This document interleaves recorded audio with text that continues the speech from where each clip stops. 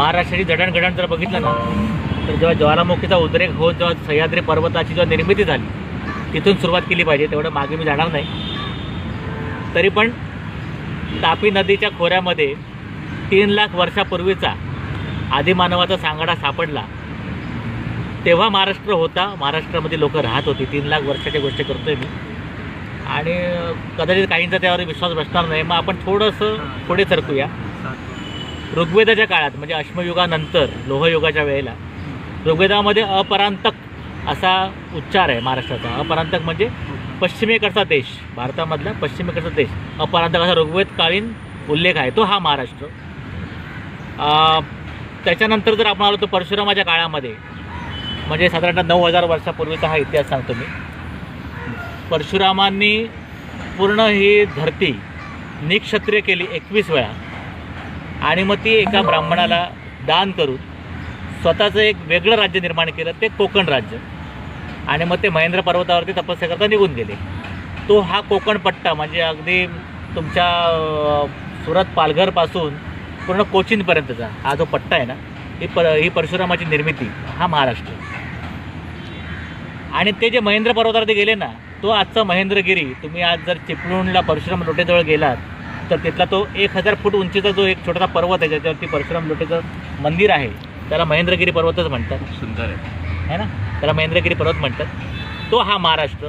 त्याच्यानंतर रामायण काळीन जेव्हा त्यांचं खरं कर्तृत्व दाखवण्याकरता 14 वर्ष वनवासात गेले, तेव्हा ते दंडकारण्यात आले. ते दंडकारण्य आपलं नाशिक म्हणजे पंचवटी, जिथे आजही आपण रामाची पूजा करतो. पंचवटीमध्ये आपण जातो तीर्थक्षेत्र म्हणून.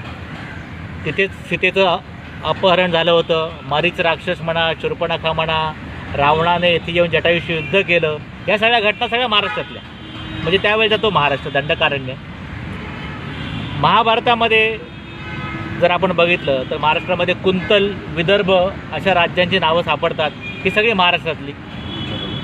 जेव्हा युधिष्ठिराने त्याच्या ज्या युद्धामध्ये जेव्हा पराभव झाला युधिष्ठिराचा, तेव्हा त्याला सांगण्यात आलं होतं की एक कहाणी आहे, ते कथानक आहे, नळ दमयंती.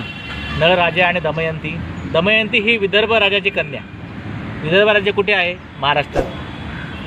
नळदुर्ग किल्ला, हा नळाचा किल्ला, हा कुठे आहे? नळदुर्ग, उस्मानाबाद. म्हणजे तो आपला महाराष्ट्र. म्हणजे महाराष्ट्राची थोरवी कधीपासून आहे ती बघा. मग तुमच्या लक्षात येईल. ही जर जोपर्यंत तुम्ही आपल्या तरुण पिढीला सांगत नाही ना, तोपर्यंत त्यांना महाराष्ट्र कळणार नाही. महाभारतानंतर आत्ताचा जो इतिहास आहे, जो लिखित इतिहास आपण ज्याला म्हणतो, म्हणजे मध्ययुगीन इतिहास, मौर्यकालीन सम्राट अशोकाच्या काळामध्ये उज्जैनच्या आसपासचा जो परिसर आहे ना, त्याला राष्ट्र असं नाव आहे, महाराष्ट्र. पहिल्यांदा आपल्या महाराष्ट्राला राष्ट्र असं संबोधित जर केलं असेल तर अशोकाच्या काळामध्ये. म्हणजे हे बुद्ध काळ, म्हणजे बौद्ध धर्माचा प्रसार जेव्हा होत होता त्यावेळेच्या गोष्टी सांगतोय. बुद्धकालीन जे त्यांचे अनुयायी होते महायान पंथाचे, त्यांच्या ग्रंथामध्ये हा उल्लेख आहे राष्ट्र म्हणून. आणि तो उज्जैन नगरीच्या खालचा प्रदेश, नर्मदाच्या तीराच्या खालचा प्रदेश जो आहे तो महाराष्ट्र. म्हणजे त्यावेळी आपल्या राज्याला राष्ट्र असं होतं. आणि मला सांगायला अगदी म्हणजे खूप आनंद आणि अभिमान वाटतो की तुम्ही भारतातल्या सगळ्या राज्यांची नावं जरा तपासून पहा. केवळ एकमेव आमचं राज्य असं आहे ज्याला राष्ट्र म्हटलं जातं. केवळ आमचं राज्य असं आहे ज्याला राष्ट्र म्हटलं जातं. त्याच्यामध्ये देशभावना आहे, देशभक्ती आहे, राष्ट्रीयत्व आहे. बाकी कुठल्याही राज्याच्या नावामध्ये राष्ट्र हा शब्द नाही आहे. आणि तेव्हापासून महाराष्ट्राने आपल्या भारतवर्षावरती राज्य केलेलं आहे. अगदी तुम्हाला मी सातकर्णी, सातवाहन ज्या युगातला मी तुम्हाला गोष्ट सांगतो की सातवाहनाच्या याच्यामध्ये एक त्यांचा जो राजा होता शालिवाहन त्याचं नाव, त्याने खूप मोठा पराक्रम केला. शक आणि कुषाणांच्या ज्या होत होत्या स्वाऱ्या आपल्यावरती, म्हणजे आताचं युक्रेन, रशिया इथले शक आणि कुषण, यांचा बिमोड केला शालिवाहनाने. आणि त्यावेळेला जी लढाई झाली होती ती कुरुक्षेत्रात झाली होती. म्हणजे महाभारतकालीन पण कुरुक्षेत्र गाजलं, शालिवाहनच्या वेळेमध्ये पण कुरुक्षेत्र गाजलं, आणि नंतर पेशव्यांच्या पानिपतच्या वेळेला पण कुरुक्षेत्रच गाजलं. तर ते कुरुक्षेत्र महाराष्ट्रात ताब्यात होतं. शालिवाहन हा मराठी राजा, त्याची राजधानी ही प्रतिष्ठान म्हणजे आजचं पैठण, एकनाथ महाराजांचं पैठण, म्हणजे हा आपला मराठी राजा. त्या शालिवाहनाने 1941 वर्ष अगोदर शकांचा पराभव केला. कुरुक्षेत्रात लढाई झाली होती. आणि म्हणून तेव्हापासून आपण भारतीय कालगणना आहे ना ती शकेमध्ये आपण मोजतो. आज 1941 शके चालू आहे. म्हणजे त्या घटनेला 1941 वर्ष झाली. आणि म्हणजे 1941 वर्षापूर्वी मराठी राजा होता आणि म्हणून महाराष्ट्रही होता. मराठी भाषा ही एवढी जुनी आहे, बरोबर. सांगायची याच्या एवढी जुनी आहे. आणि म्हणून मी तुम्हाला सांगतो की सातवाहनांचं जे राज्य आहे ना ते इसवी सन पूर्व 225 वर्ष आणि इसवी सनानंतर 225 वर्ष, 450 वर्ष सातवाहन शालिवाहन यांनी राज्य केलं आपल्यावरती. आणि हे मराठी राजा, भारतात सर्वात मोठं राज्य ह्यांचं. आणि तेव्हा त्यांची राष्ट्रभाषा होती ती महाराष्ट्रीय राष्ट्रभाषा, म्हणजे आताची मराठी राष्ट्रभाषा.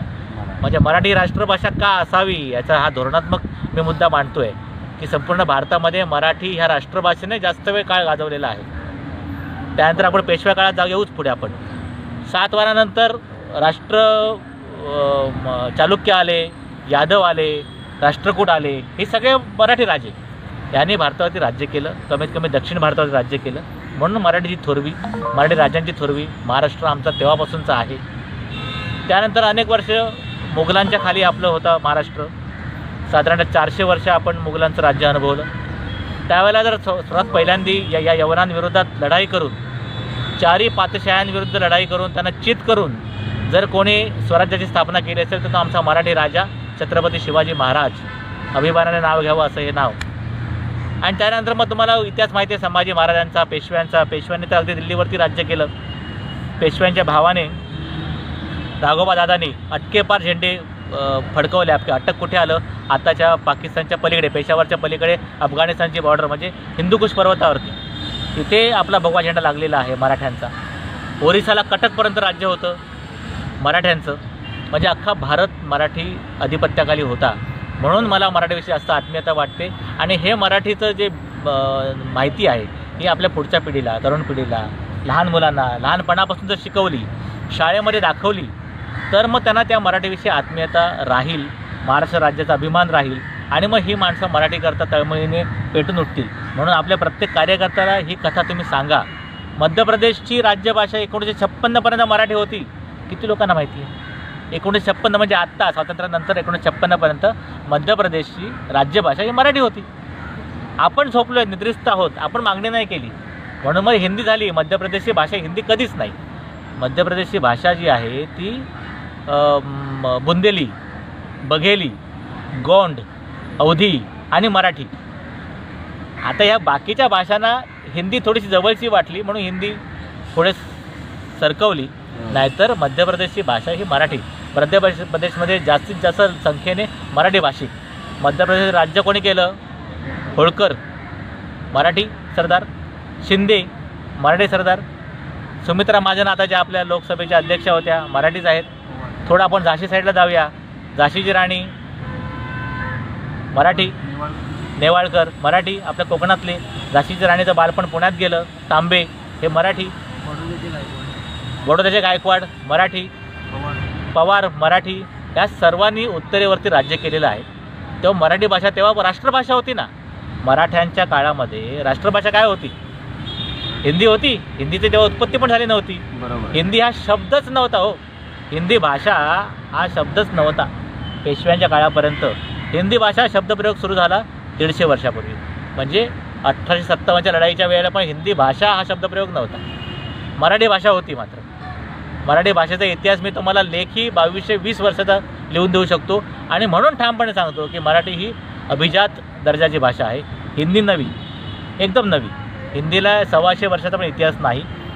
तुम्हाला जर विचारलं मी हिंदीचा एखादा जुना साहित्यिक सांगा, लेखक सांगा, तर तुम्ही अधिकाधिक प्रेमचंद मुंशीपर्यंत पोहोचता. त्याच्या अगोदरची हिंदी कोणाला माहिती आहे का हो? हिंदीचा इतिहास कोणी सांगावा मला. मी माझा इतिहास सांगतो ना, ज्ञानेश्वरांचा. मराठीत ज्ञानेश्वरी लिहिली, 750 वर्ष झाली. त्याच्या आधी चांगदेव, 1400 वर्ष चांगदेवांचं आयुष्य सांगतात. म्हणजे किती वर्षातून असेल सुद्धा. त्याच्या आधी चक्रधर. त्याच्या आधी मी म्हटलं की बौद्धकालीन म्हणजे इसवी सनापूर्वी जे ग्रंथ लिहिले आहे त्याच्यामध्ये मराठीचा उल्लेख आहे ना. त्याच्यामध्ये उज्जैन हे महाराष्ट्र किंवा राष्ट्र या भाषेमध्ये हा उल्लेख आहे. आपली कारल्याची जेव्हा लेणी कोरली गेली, पुण्याला लोणावळ्याच्या जवळ जे कारल्याची लेणी लागतात म्हणजे एकविरा देवी, लोक एकविरा म्हणतात, एकविरा आताची देवी. ही बुद्ध लेणी कोरण्याकरता पैसा लागला. हा पैसा दिला सोपाऱ्यातल्या धनिकाने, म्हणजे नाला सोपारा आताचं. म्हणजे हा मराठी भाषिकांचा इतिहास आहे. पण हा वारंवार लोकांना समजावून सांगितलं पाहिजे हो. आपणच आपला गौरव नाही सांगितलं लोकांना कसं कळणार? लोकांना मराठी म्हणजे काय, मराठीचा मोठेपणा काय हा कळला पाहिजे ना. तर हा आपण स्वतःहून तो आपलं तोंड उघडून लोकांना सांगितलं पाहिजे. सरकार शिकवणार नाही, पाठ्यपुस्तकात दिसणार नाही, इतिहासात सापडेल, बकरीत सापडेल, पुस्तकात सापडेल, कोकणाख्यानात सापडेल, ऋग्वेदात सापडलेला आहे. पण हा आपण लोकांना सांगितला पाहिजे, तर लोक ह्याचा अभ्यास करतील आणि मग ती आपली जी शान आहे ना ही दिसेल लोकांना आणि तर लोक थोडीशी वचकतील आपल्याला. शेवटची जर मी सांगितलं ना, राष्ट्रभाषा, आज राष्ट्रभाषा नाही भारताला, भारतीय संघराज्याला राष्ट्रभाषा नाही, 22 राज्यभाषा आहेत. पण शेवटची राष्ट्रभाषा कधीतरी असेल ना भारताला, ती कुठली होती? ब्रिटिशांनी कधी राष्ट्रभाषा लावलीच नाही, कारण इंग्रजी राष्ट्रभाषा होऊ शकत नाही. बरोबर. मग त्याच्या आधी कोणाचं राज्य होतं? मराठ्यांचं राज्य होतं ना, अगदी अटकेपासून कटकेपर्यंत. मराठीची राष्ट्रभाषा कुठली हो? मराठीच ना. सगळं राज्यकारभार मराठीत होत होता ना. म्हणजे शेवटची राष्ट्रभाषा भारताची आहे ती मराठीच आहे, हे तुम्ही सांगा ना ठामपणे. मग आज राष्ट्रभाषा मराठी का नको? आपण राज्यभाषा म्हणून लढतोय, झगडतोय, मराठीला तुम्ही मान द्या. मी तर म्हणतो राष्ट्रभाषा मराठी करा. धन्यवाद.